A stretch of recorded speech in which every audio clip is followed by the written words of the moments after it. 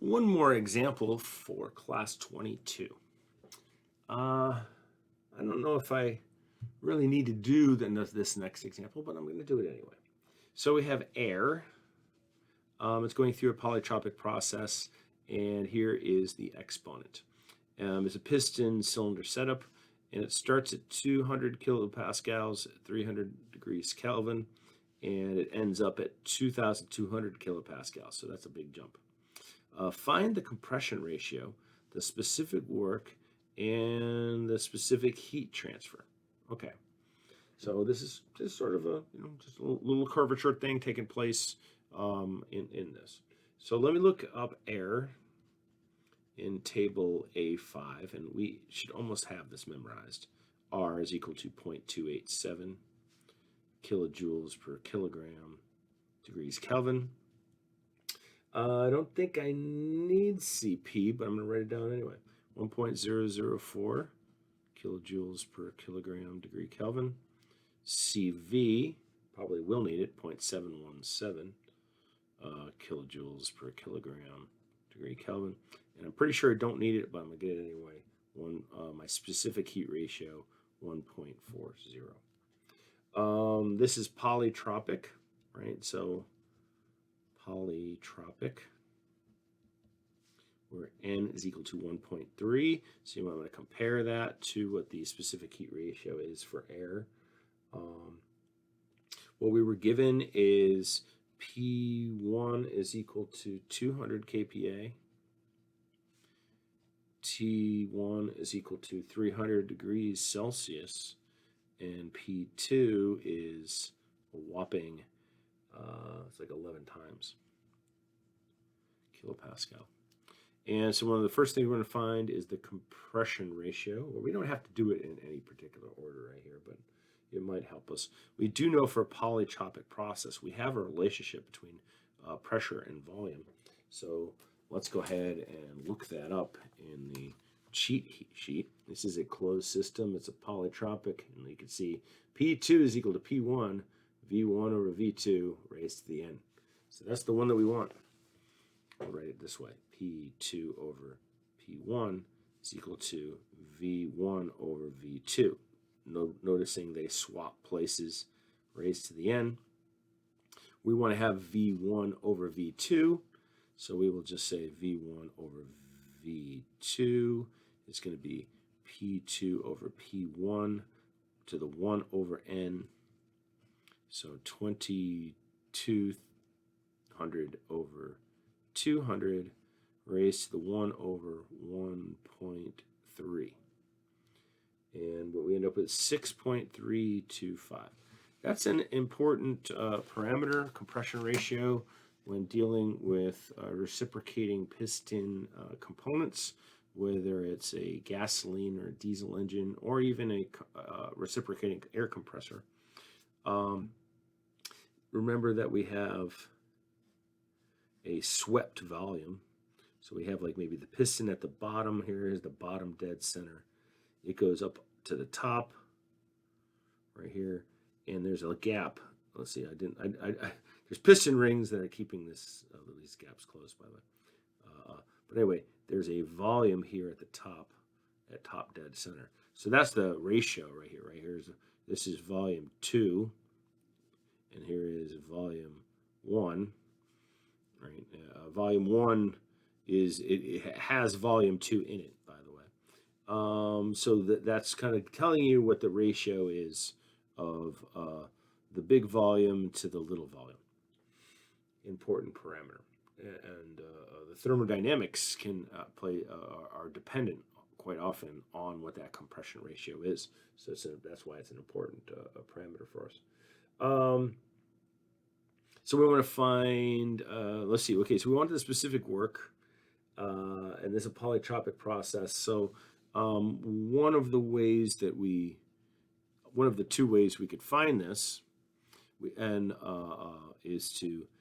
is this equation where we go, did they tell us how much? They didn't tell us how much. So this will be on a per mass basis.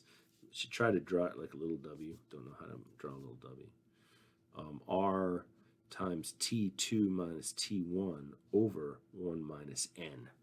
All right, and if you're looking at your cheat sheet right here, we have ourselves work, and they put it backwards right here. By the way, notably, have 1 minus 2, but then they also have n minus 1, right? So it's the same thing, right?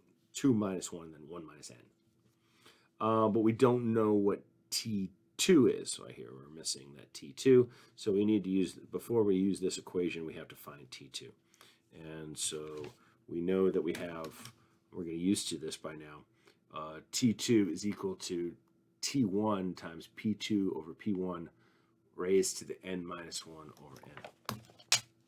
And I just know because I make these videos available to everybody that I'm going to have somebody ask me to post this cheat sheet. And the answer is no, because I don't really have a place to post it to. And mostly I'm just being nice enough to make these videos. I don't know if I have to be nicer.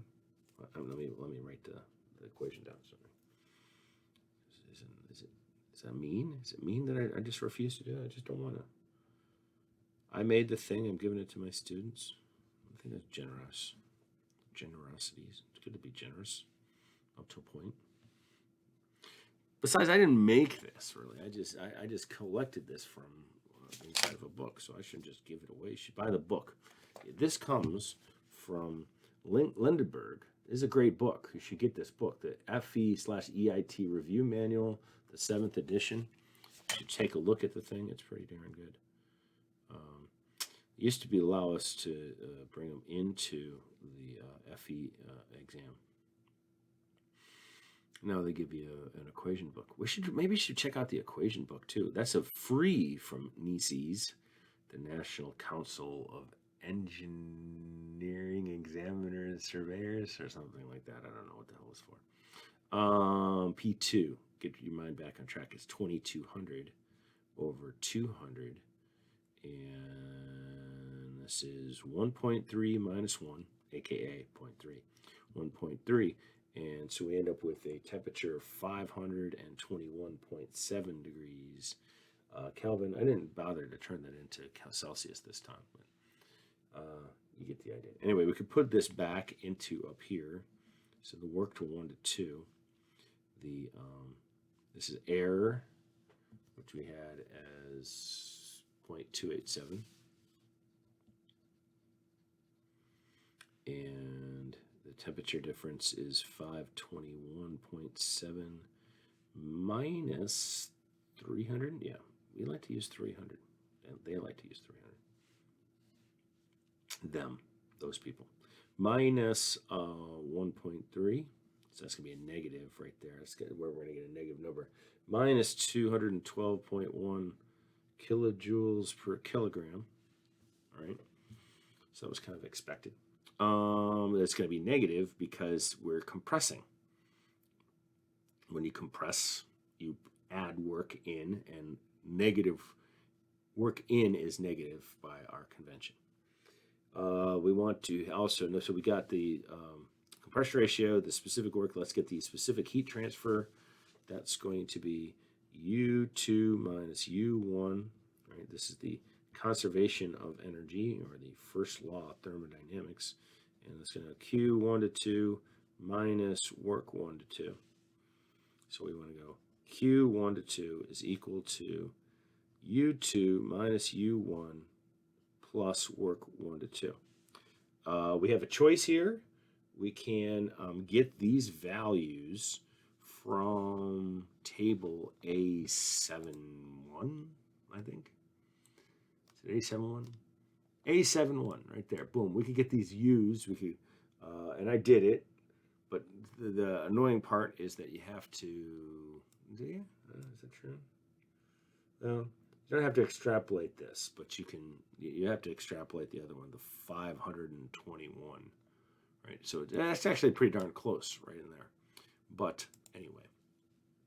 Or you either look it up, or you can use constant specific heat, which I'm going to go ahead and do. So you go CV T2 minus T1 plus W1 to 2. The specific heat of air is constant volume, 0.717. and then we have 521.7 minus 300, and then plus, but we have to minus 212.1, right? This sign is based on that right there, but this sign is based on what's actually happening. And we have Q1 to 2 of a minus 53.16 kilojoules per kilogram. I didn't box this up. If you instead looked up the U's instead of using the assumption of constant specific heat, you would have got a negative 50.45. So you've been in the ballpark. There'll be some amount of difference. So that's the last example for class 22.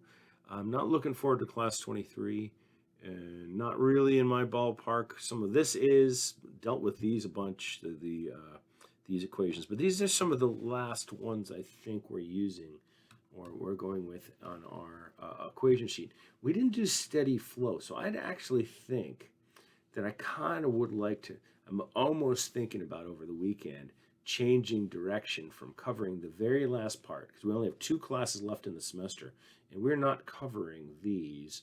They're covering entropy generation, which are conceptual, and I don't even know how we're going to do example problems that have a lot of meaningful effect on the rest of on what we're going to do in Thermo 2, or what they do in Thermo 2, because I don't teach Thermo 2. So I'm almost thinking about changing course, but it might be a lot of effort for me, and I'm burning out.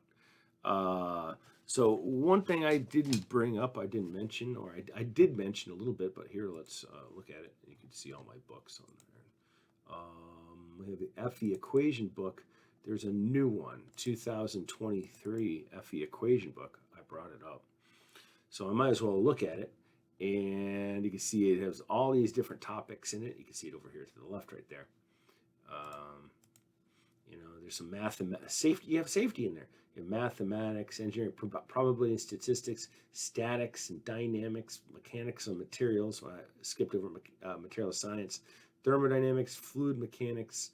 And by the way, this is for everybody. Right? This isn't just mechanical engineers, aerospace engineers, electrical engineers. This is a book that everybody who takes the FE exam, especially your senior year of college, undergraduate, this is the stuff that you would use, right? And there's stuff that's specific to mechanical engineering and environmental and so forth here. But let's take a look at thermodynamics.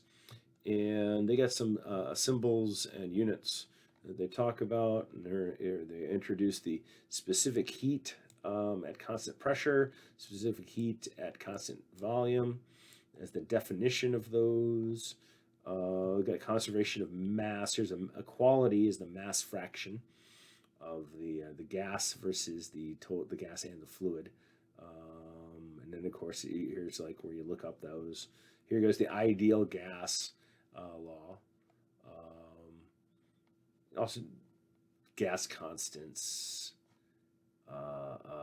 Here you go. And here's U and H as definitions, but here's also, you'll see this though, these are like the Gibbs equations, right? But they're assuming constant specific heat, right? So heat capacities are assumed to be constant right there. And ideal gas mixtures, we didn't really do any mixture problems. Interesting. We do some in fluids, and they also do, I think they do stuff in higher level. So you do in Thermo 2. Probably do some mixtures. Real gases. Okay, so here's compressibility factor right in there. There's equations of state. All right, so we didn't really use these all that much. I think we just kind of briefly talked about them, that there were ways to get more correction on to actual real gases, and as opposed to the ideal gases, right? And then there's this critical temperatures. So we have like these, I think we're called reduced temperatures. Yeah, reduced temperature and reduced pressure. First law of thermodynamics, there you go. Now they're keeping the kinetic energy and potential energy in there. A lot of times we'll just go ahead and cast that to the side. Special cases for clothes. I don't know about Charles. I don't know anything about Charles' law. Interesting. But we do have here's an isentropic process right there. And so here's looks a lot, okay, we were just using this right there, right? Weren't we? Yep. Polytropic process for an ideal gas, right there. We were just using that. And n cannot equal 1. That's the isothermal. We have open systems. We haven't dealt with open systems in a little while, right? That was chapter 4 stuff, right? Closed systems was chapter 3, and so we want to make sure that you're reviewing that, some of those for the exam. Anyway, so we were talking about some more of the same things right in here. Okay, so we have constant temperature process right there, as we were just mentioning. So look those up, right? We just talked about some of those today. Isentropic process, we just talked about those in the last class. We didn't write it out in this way, but we wrote it in a way that is quite similar to it. And you can see those on your cheat sheet as well. And we're talking about the polytropic system. So I wanted to look maybe worried about the steady flow things. We haven't given it as much attention as we have for a closed system, where we just had a chunk of stuff and we looked at the. So I'd kind of like to look at that some more. We did do nozzles. That's true. We did turbines and pumps and compressors, right? We did isentropic efficiency of a turbine and a compressor. And pump only. We haven't done basic cycles. So I guess the only cycle we have done really is the Carnot cycle. We haven't done the Otto or the Rankine. But here is the most efficient cycle you can get is the Carnot cycle. So that's an important thing to take a look at. And of course, here's the Carnot efficiency. We also have coefficient of performance. So we can have a Carnot coefficient. Well, here's just the general coefficient of performance for a heat pump, and then this is the Carnot, the coefficient of performance for a refrigerator. And they do have the Carnot, the one based on the Carnot cycle. We haven't done any psychrometrics. Psychrometric charts are mixtures of air and water vapor, and they're necessary for things like humidity, and also if you want to do stuff to cool down buildings or houses and make sure they're in the comfort zone of a combination of temperature and humidity. It's really well defined by looking at the psychrometric charts. Second law, we've covered right there. Here's the Kelvin-Planck statement and the Clausius statement. We have discussed those.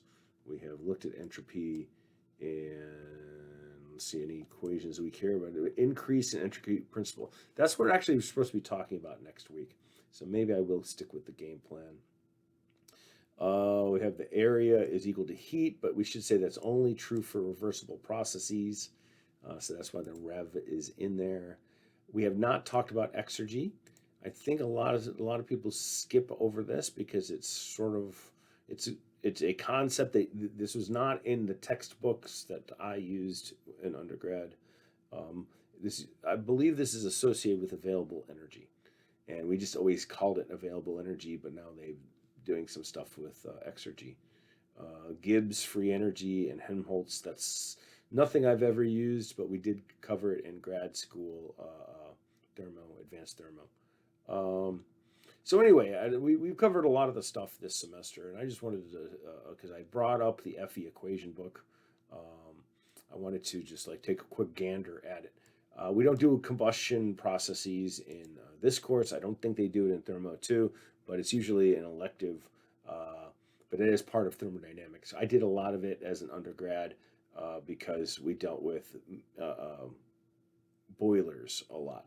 So there's something called stoichiometry to try to find what the ideal air to fuel ratio is, and then of course we could try to, it's ideal, so we actually need excess air, so you need combustion for have proper combustion. So anyway, okay, so that was more information than you needed or anybody really cared about. There's chemical reactions, and there's a bunch of charts, and here's one that we talked about, the Molière diagram, which is enthalpy versus entropy for steam. Here's one that is the enthalpy and pressure for each other. So I don't really use that all that much. So I bet there's a lot of people that do. Here's the pressure and enthalpy. Well, they went the other way right here. Here's pressure, enthalpy. Why there's two separate charts? Maybe, oh no, this is refrigerant. Okay, so this is, what is this? Oh, this is refrigerant as well. Okay, yeah, that makes sense. So this is water up above. Yeah, for refrigerant things, I haven't messed with the reefers in a while. That's what they call them on ships, reefers. I know it sounds weird. It sounds bad on video, doesn't it? There's some more refrigerant stuff, just tables and things to look up. Gas constants, or yeah, is that right? Yeah, gas constant, yeah. So we got R and CP and CV. They put K right in there too.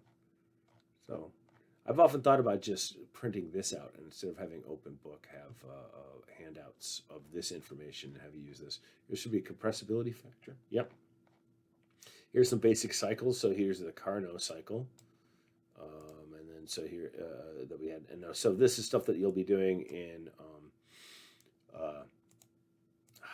Thermo 2, Otto cycle, which is pretty close to a gasoline engine because you have this very, very spiky, peaky, gets up real fast.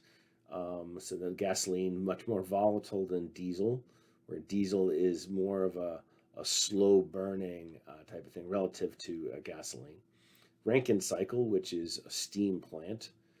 Refrigeration cycle, and sometimes we call this a Rankine cycle as well, just so you know. And here's some, let's see, this is refrigeration and HVAC, a two-stage cycle. So that could be things right there. This is a Brayton cycle. They're not calling it Brayton cycle. Why not? But this is a gas turbine.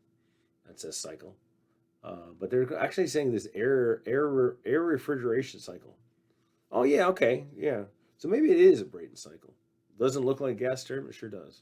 Except it's going the wrong direction. No, it's not. Okay, no, it is. It'd be going into here. No. Anyway, they look a little bit alike. Here he goes. Here's a psychrometric chart, right? So the comfort zone for humans is somewhere here. It's like this little, it's like a little parallelogram parallelogram area right in there. That's like a very narrow between temperature and humidity. And so that's everybody goes, it's not the heat, it's humidity. That's what they mean. Anyway, that's the thermodynamics section. And you should download this. Go to NICES. Let's see at the top. They're the people. Just look them up and register, and you can download this PDF, and it's all yours. And this is the new one for this year. So most of the exam stuff, final exam, is going to be based on stuff we did in exam 2 and the stuff that we've done since exam 2 up until now. So it's really this past homework 9, I think is homework 8 we did a little bit. So homework 9 is where we're going to emphasize. That's the one that's going to be due next Tuesday. And I'll have some problems associated with the two lectures that we're going to do next week, right, on the Tuesday and Thursday of next week.